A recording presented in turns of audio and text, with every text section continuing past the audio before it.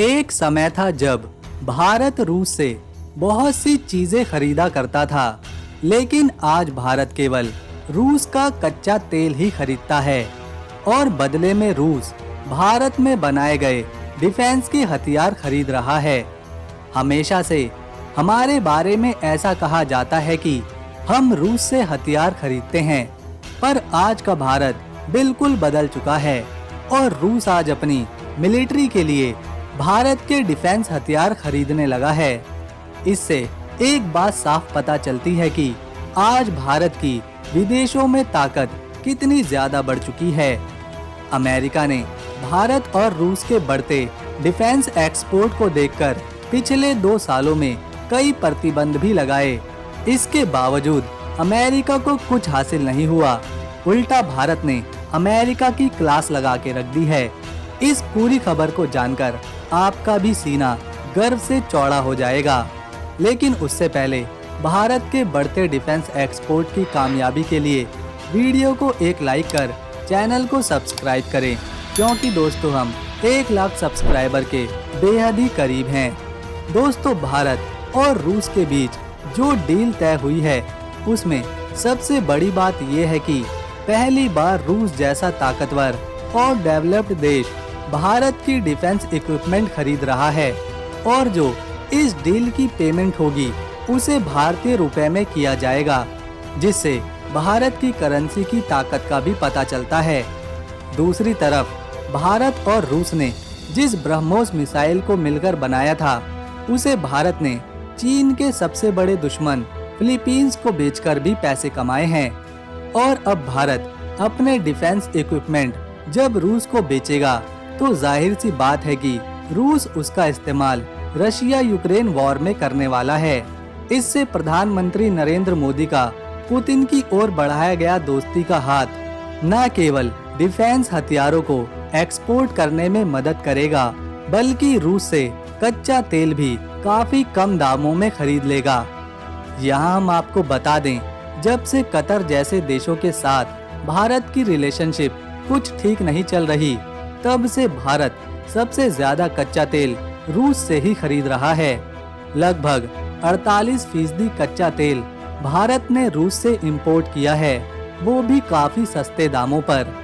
दोस्तों, रूस $4 बिलियन की डील भारतीय हथियारों को खरीदने के लिए फाइनल कर चुका है और आपको जानकर हैरानी होगी कि जब कोई देश दूसरे देश से इंपोर्ट एक्सपोर्ट करता है तो उसकी पेमेंट डॉलर करेंसी में करी जाती है, लेकिन भारत ने अमेरिकी डॉलर की परवाह न करते हुए इंडियन करेंसी में पेमेंट करने पर ही इस डील को फाइनल किया है।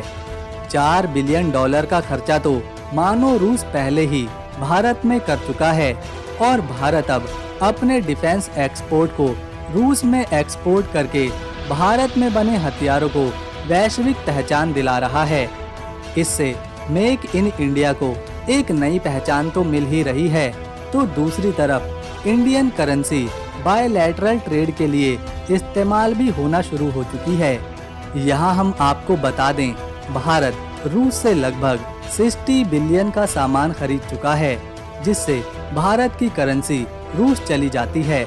लेकिन अब भारत में बने हथियारों को रूस में बेचने से न केवल डिफेंस एक्सपोर्ट में तेजी आ रही है, बल्कि इससे भारत का रुपया वापस भी आ रहा है। दोस्तों, ये जो $4 बिलियन की डील भारत और रूस की फर्म के बीच होने जा रही है, उसमें ये जो अमाउंट है वो रूस के उन वॉस्ट्रो अकाउंट में निष्क्रिय पड़े थे। अक्टूबर 2023 तक रूसी निर्यातकों के पास वॉस्ट्रो अकाउंट में लगभग $8 बिलियन थे। ये अकाउंट भारतीय रुपए का इस्तेमाल करके भारत और रूस के बीच व्यापार करने की सुविधाओं को इस्तेमाल करने के लिए बनाए गए हैं। इसमें विदेशी बैंक की तरफ से ये राशि घरेलू बैंक मैनेज करने वाले हैं। जब रूस और यूक्रेन का युद्ध चल रहा था तो अमेरिका यूक्रेन की मदद कर रहा था, इसीलिए अमेरिका ने रूस पर व्यापार करने के प्रतिबंध लगाए थे, जिस कारण दुनिया में रूस से कोई भी व्यापार नहीं कर पा रहा था। उसका कच्चा तेल भी नहीं बिक रहा था। इससे इंटरनेशनल मार्केट में कच्चे तेल के प्राइस तेजी से बढ़ने लगे और महंगाई चारों तरफ बढ़ती गई। इस महंगाई की मार से पाकिस्तान की इकोनॉमी, श्रीलंका की इकोनॉमी, नेपाल की, यहाँ तक कि ब्रिटेन जैसे विकसित देश की इकोनॉमी भी फेल हो गई। वहीं भारत के प्रधानमंत्री नरेंद्र मोदी ने इस महंगाई के दौर को कंट्रोल में रखा। अमेरिका के सैंक्शन लगाने के बावजूद भारत और रूस की अच्छी दोस्ती के कारण भारत ने रूस से कच्चा तेल खरीदा। ना सिर्फ खरीदा बल्कि काफी कम प्राइस में, और इस कच्चे तेल को भारत की पूर्ति के लिए तो इस्तेमाल किया ही गया, साथ ही भारत की सरकारी कंपनी से लेकर प्राइवेट कंपनीज ने भी इस कच्चे रूसी तेल को रिफाइन करके दुनिया भर के देशों को डॉलर्स में बेचा। मतलब भारत ने खरीदा तो रुपए में और बेचा डॉलर के प्राइस पर, जिससे भारत ने महंगाई के दौर में न केवल भारत को संभाला बल्कि दुनिया में इन्फ्लेशन को कंट्रोल करने में भी अपना अहम योगदान दिया। जब भारत ने रूस से कच्चा तेल खरीदा तो भारत की देखा देखी ईरान और चीन ने भी रूस के साथ तेल खरीदना शुरू कर दिया और व्यापार किया। यहाँ दोस्तों हम आपको बता दें कि जब भारत रूस से कच्चा तेल खरीद रहा था तो प्रधानमंत्री नरेंद्र मोदी का साफ कहना था, हम तुम्हारा कच्चा तेल तो खरीदेंगे लेकिन पेमेंट रुपए में करेंगे, जिसके लिए वॉस्ट्रो अकाउंट होते हैं। रूस के पास कोई ऑप्शन नहीं था तो उसने भारत के रुपए में ही डील तय करी। अब भारत की करेंसी IMF में नहीं आती। अभी केवल 5 ऐसे देशों की करेंसी है जो IMF की लिस्ट में है। एक डॉलर, दूसरी यूरो, तीसरी पाउंड, चौथी युआन और 5वीं येन। अब इन करेंसी के अलावा इंटरनेशनल ट्रेड नहीं करी जा सकती, लेकिन भारत ने इसी चीज का फायदा उठाया और रूस से भारतीय रुपए में कच्चा तेल खरीद लिया। अब रूस में तो भारत की करेंसी चलती नहीं और ना ही दूसरे देश में। इससे रूस को भारत के वो रुपए वापस भारत में ही खर्च करने पड़े।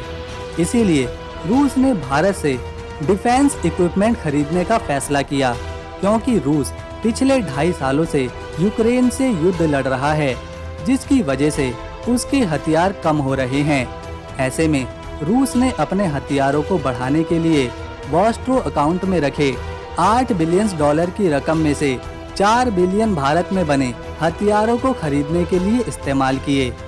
इसमें सबसे बड़ा फायदा भारत की इकोनॉमी को हुआ। मंदी के दौर में रूस से कच्चा तेल भी कम दामों पर खरीदा और फिर अपने ही पैसे वापस लाने के लिए अपनी करेंसी में डील करी। इससे भारत का डिफेंस एक्सपोर्ट भी बढ़ गया और तो और भारत की इकोनॉमी पहले से ज्यादा मजबूत हुई। और आने वाले समय में इसी तरह अगर भारत इंडियन करेंसी में विदेशों से डील करता रहा तो फिर बहुत ही जल्द भारत की करेंसी भी IMF की लिस्ट में शामिल हो सकती है। और अगर ऐसा हुआ तो भारत इंटरनेशनल लेवल पर बड़े बड़े देशों को भारतीय रुपए में एक्सपोर्ट कर सकेगा। तो दोस्तों, अगर आपको वीडियो पसंद आई और इन्फॉर्मेशन अच्छी लगी तो इस वीडियो को एक लाइक दें, शेयर करें और चैनल को सब्सक्राइब कर बेल आइकन दबाएं, ताकि आने वाली नई वीडियो की अपडेट आपको मिलती रहे। हम मिलेंगे नेक्स्ट वीडियो में, तब तक के लिए नमस्कार, अपना ख्याल रखें। जय हिंद।